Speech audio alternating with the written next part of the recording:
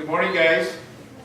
Good to see all of you today. I brought some pictures up from Matt with me today. I want to ask you a question. Now, if you saw these two guys and they were going to get in a wrestling match, and someone asked you, who do you think would win?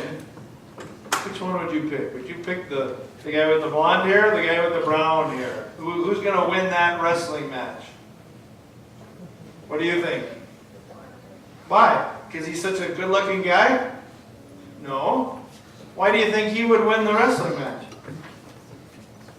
He's stronger. Look at all those muscles. That guy doesn't even look like he's got an ounce of meat on his whole body, does he? Skinny little rail, and this guy's all pumped up, all full of muscles, and I would tend to agree with you. I think if we had to pick a winner, we would probably pick this guy. Today we're talking about Jesus' power and the power that he has over the devil. And I think sometimes when we think about Jesus' power in our mind, we think more of a fight like this. Batman versus, not Batman, that's Superman. Superman versus the Hulk. Now if I had to ask you which one was going to win, you would go, I don't know. Right? Because they're both powerful. They're both big, strong guys.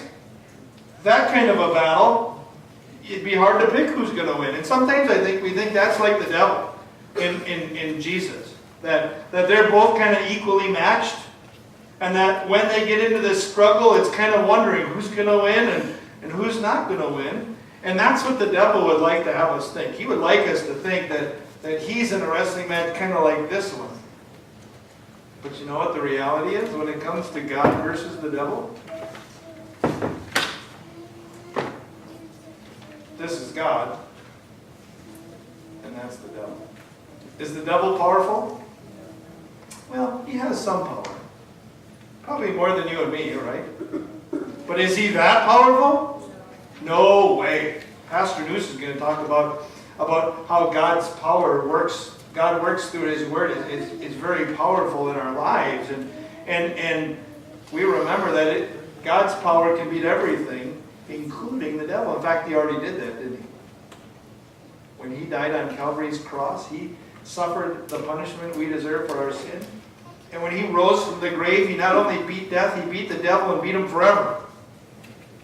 And so when we talk about God fighting on our side, we're not talking about the Hulk versus Superman kind of battle. We're talking about big, strong guy fighting against little, wimpy guy.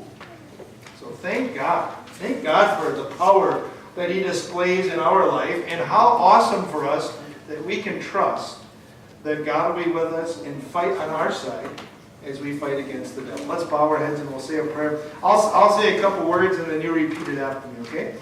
Dear God, thank you for using your power to fight against the devil. Amen. Guys, thanks for coming up. You can head back.